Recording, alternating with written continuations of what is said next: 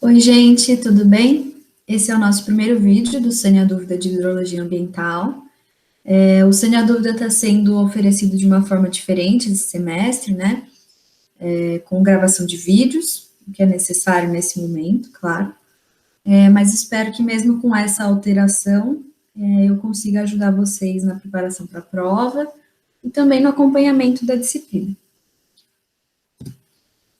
Então, eu vou dividir, só para dar uma explicação mais geral, eu vou dividir o Sem a Dúvida em alguns vídeos, cada um tratando de uma parte mais específica da matéria, e a ideia é fazer vídeos curtos, mas que abordem não só os exercícios, mas também a teoria da disciplina, que também é muito importante. Eu acho que muitas vezes a gente foca na resolução de exercícios de hidrologia, até porque a matéria tem vários exercícios, né, exercícios semanais, mas o entendimento da disciplina, da teoria e dos conceitos por trás também são muito importantes. Então, eu vou abordar bastante os conceitos, tá? Nesse primeiro vídeo, vou trazer alguns conceitos iniciais da disciplina e comentar sobre o ciclo hidrológico e balanço hídrico. Então, a primeira pergunta que eu quero tentar responder aqui, pelo menos um pouco, é o que é hidrologia? Essa pergunta, para mim, é uma das mais importantes da disciplina toda. E isso não só para hidrologia, mas para outras disciplinas também. Eu considero que entender qual é o objetivo da disciplina, qual é o objetivo do estudo que está sendo apresentado na disciplina, é fundamental para que a gente consiga se localizar em que recorte do conhecimento a gente está. E essa é, assim, é a primeira informação dada no início de praticamente todas as disciplinas. E a gente muitas vezes subestima esse começo, mas eu acho que ele é muito importante porque ele ajuda a gente a se localizar. Então, às vezes, a gente está pensando, tá, mas por que eu estou vendo isso? Qual que é o objetivo de se fazer isso, e muitas vezes a gente consegue responder essas perguntas lá com o início da disciplina. O que é essa disciplina? O que ela vai estudar?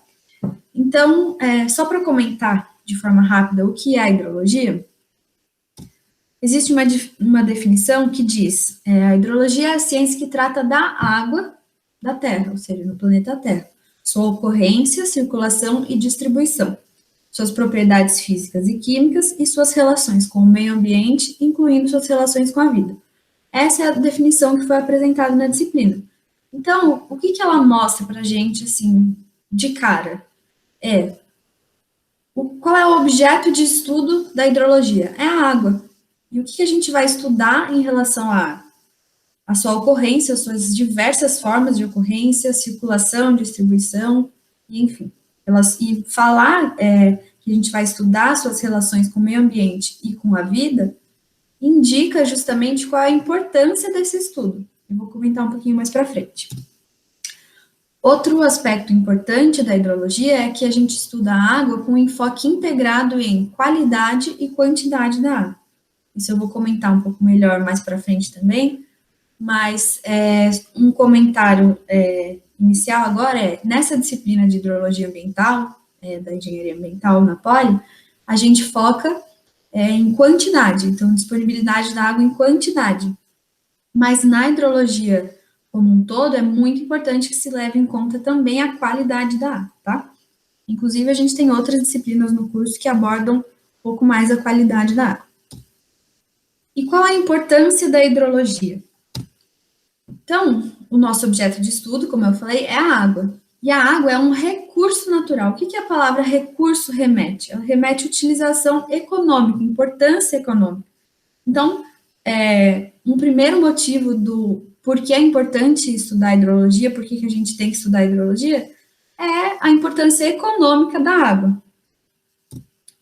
Outro aspecto importante é que a água possui múltiplos usos diversos. Então, um primeiro aqui seria o abastecimento público. Então, essa imagem mostra uma estação de tratamento da água. E a água é usada, ela é importante para a manutenção da vida, e falando da manutenção da vida de seres humanos, a água é importante para o abastecimento público. Então, existem infraestruturas, obras de infraestrutura super gigantescas para trazer a água de um ponto de captação para as nossas casas. É claro que não é todo mundo, todas as pessoas no mundo inteiro que têm acesso à água por infraestrutura de abastecimento público, né? Mas essa seria a ideia, seria o cenário ideal. Outro uso possível da água que é muito importante, ainda mais falando do Brasil, que é um país que tem maior parte da geração de energia elétrica por geração hídrica, então seria a geração de energia elétrica. Então aqui eu trouxe uma imagem da usina de Itaipu. Outro uso é a navegação, tanto para o transporte de pessoas quanto para o transporte de carga, né?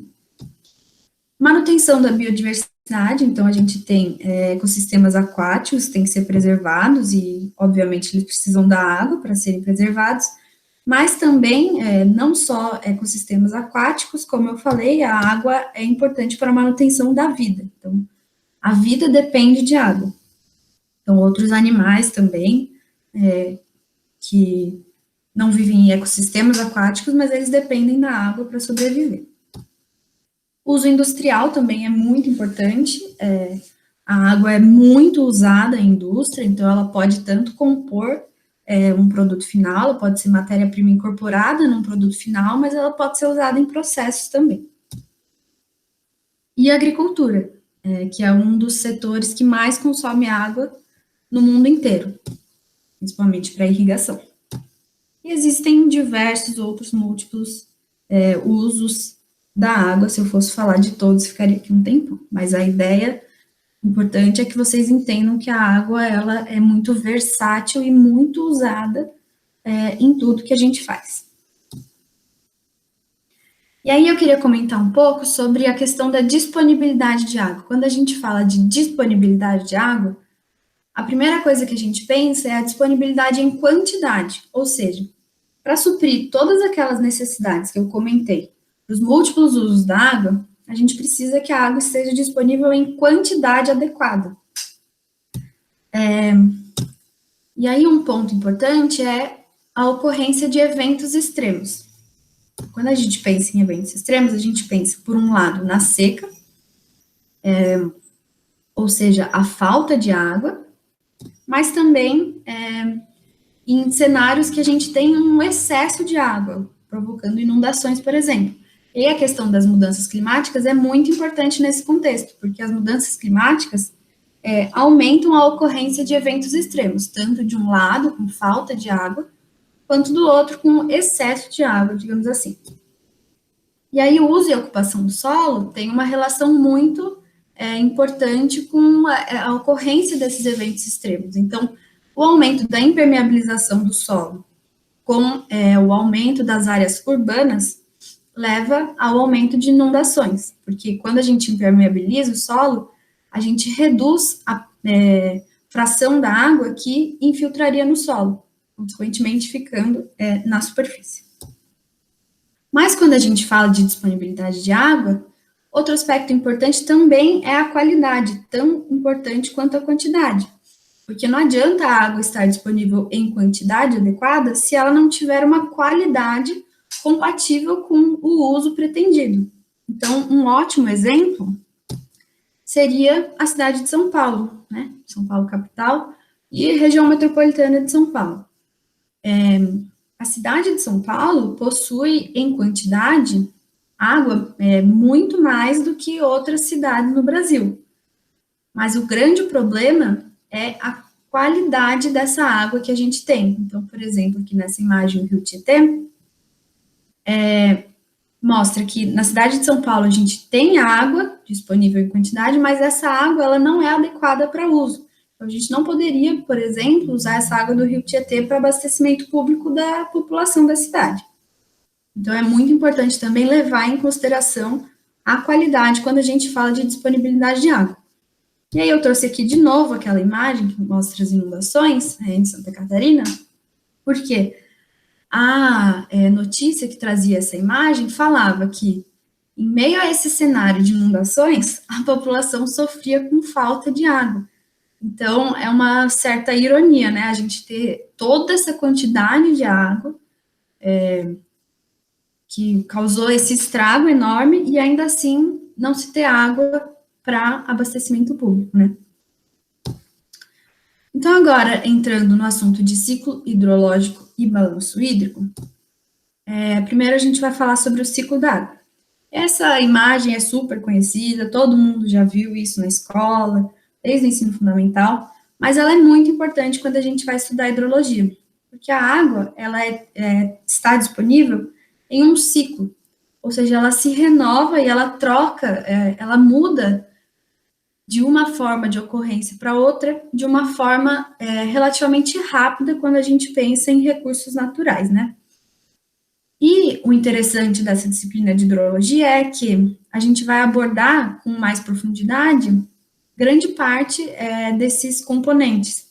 Então, vai ter aulas específicas para tratar de cada um deles. Então, guardem essa imagem, entendam ela, especialmente, não só guardem, mas entendam, porque ela é muito importante. E aí, antes de entrar em balanço hídrico, eu quero fazer um comentário, porque eu acho que, assim, eu demorei um tempo para perceber isso no curso de engenharia, mas eu acho que quando a gente entende isso, as coisas ficam muito mais claras. Então, em hidrologia, a gente vai usar modelos. O que são modelos? Modelos matemáticos, né? Modelos são uma tentativa de representação da realidade. Então, é impossível que a gente saiba com 100% de certeza aquilo que ocorre na realidade, na vida real. Mas os modelos, eles tentam, de alguma forma, da melhor forma possível e da forma mais adequada para uma determinada finalidade, representar aquilo que acontece na realidade. Então, aqui eu trouxe uma imagem só para ilustrar o uso de modelos especificamente na hidrologia, né? E aí, quando a gente tenta representar a realidade, é claro que essa realidade ela tem que ser simplificada. E, inclusive, o grau de simplificação vai depender de qual é a finalidade do nosso modelo. E, tentando também representar a realidade e sendo impossível representar completamente, de uma forma completamente fiel à realidade, é importante a gente entender que existem incertezas no uso de modelos. Mas eu trouxe isso para reforçar o quê? Quando a gente fala, por exemplo, eu tenho uma chuva de 60 minutos, nos primeiros 10 minutos vai chover X milímetros. Isso é um modelo, é uma ideia daquilo que vai acontecer, ou daquilo que já aconteceu, por exemplo, quando a gente está modelando uma chuva que já aconteceu, por exemplo, de uma série histórica de precipitação, por exemplo.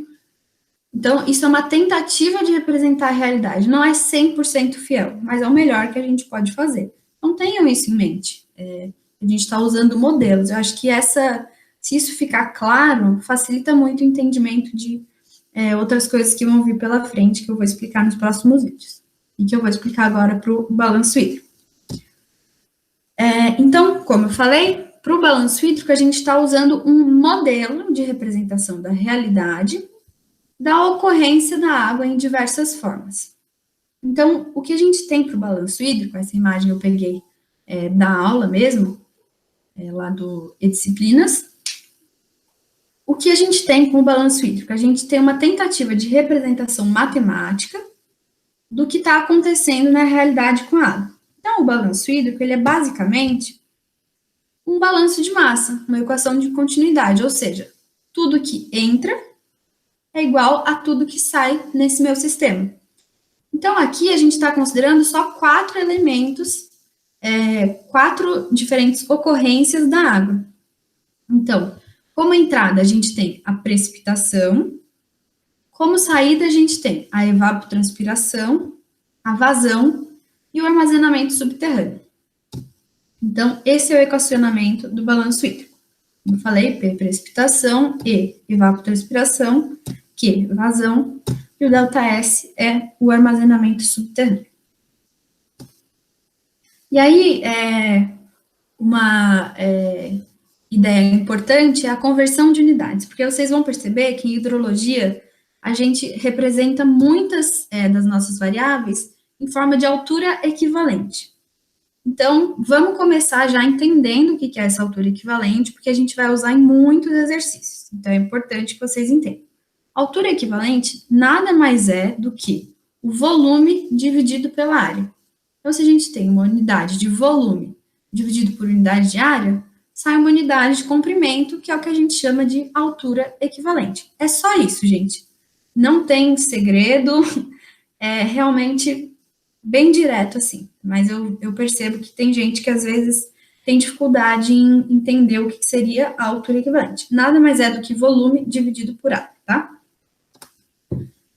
E aí, o último tópico que eu queria abordar nesse vídeo é a correlação entre a precipitação e vazão. Então, falando do balanço hídrico, aquela equação, precipitação é igual a vazão mais evapotranspiração mais o armazenamento subterrâneo, se a gente jogar num gráfico dados de precipitação e vazão observados numa série, a gente percebe que existe uma correlação positiva entre vazão e precipitação, mas que essa correlação não é muito próxima da linear. Então, a gente tem aí um R quadrado, um coeficiente de ajuste, 0,6, que é positivo, mas que não está suficientemente próximo de 1. E outra coisa que eu queria comentar aqui também vocês podem ver aqui como nos eixos a gente tem a unidade em milímetros, ou seja, a vazão aqui ela está representada como altura equivalente de vazão. E a precipitação é a mesma coisa, milímetros.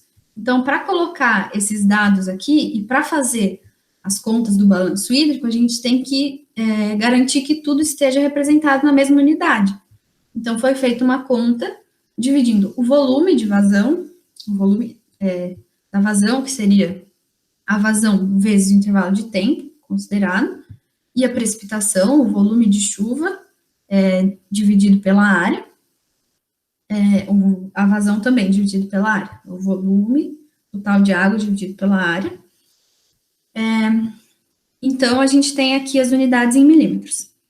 Então, voltando ao que eu estava falando, a correlação entre essas variáveis é positiva, mas não é próxima do linear.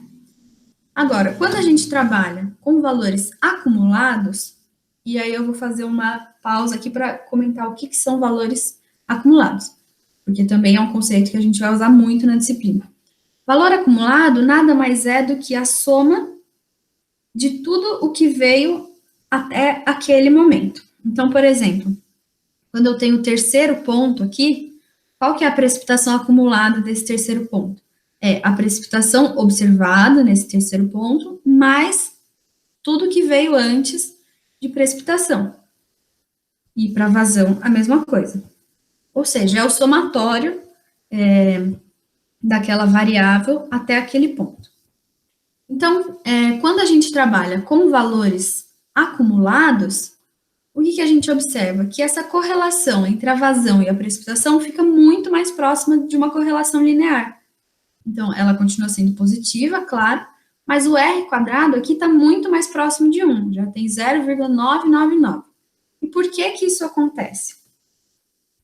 O armazenamento subterrâneo, quando a gente soma os valores, existe um certo equilíbrio desses valores, que podem ser positivos ou negativos, em torno do zero. Então, essa somatória, ela tende a zero. Além disso, para as outras 3 variáveis, a soma, ou seja, usar os valores acumulados, faz com que a gente equilibre também esses desvios, que podem ser positivos ou negativos. Então, quando a gente soma, a gente equilibra as diferenças positivas ou negativas que poderiam ser observadas. E é por isso que a correlação fica mais próxima de uma correlação linear. Eu estou comentando isso porque isso já foi assunto cobrado em prova. Então, eu queria relembrar vocês desse conceito. Então, com isso, a gente finaliza o nosso primeiro vídeo. O próximo assunto do próximo vídeo vai ser bacias hidrográficas. Eu vou ver também com o pessoal do CAEA se eu posso, de alguma forma, disponibilizar esse material para vocês.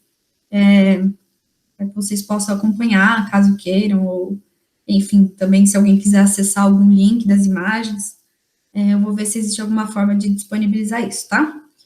Então, espero vocês no próximo vídeo e até mais.